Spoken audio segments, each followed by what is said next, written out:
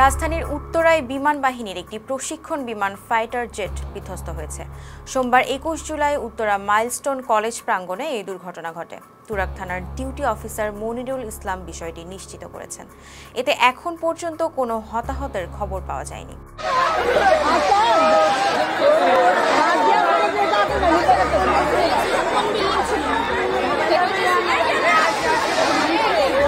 ঢাকা মহানগর পুলিশের উত্তরা বিভাগের উপ পুলিশ কমিশনার মহিদুল ইসলাম বলেন, আমি ৫ মিনিট আগে শুনতে পেরেছি মাইলস্টোন কলেজের এলাকায় একটি প্রশিক্ষণ বিমান বিধ্বস্ত হয়েছে।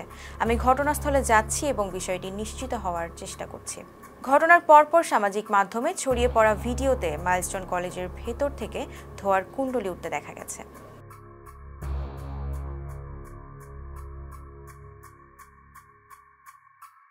এ বিষয়ে ফায়ার সার্ভিসের নিয়ন্ত্রণ কক্ষের ডিউটি অফিসার লিমা খানম বলেন, আমরা দুপুর ১টা ১৮ সংবাদ পেয়েছি যে উত্তরার মাইলস্টোন কলেজের কাছে একটি বিমান বিধ্বস্ত হয়েছে।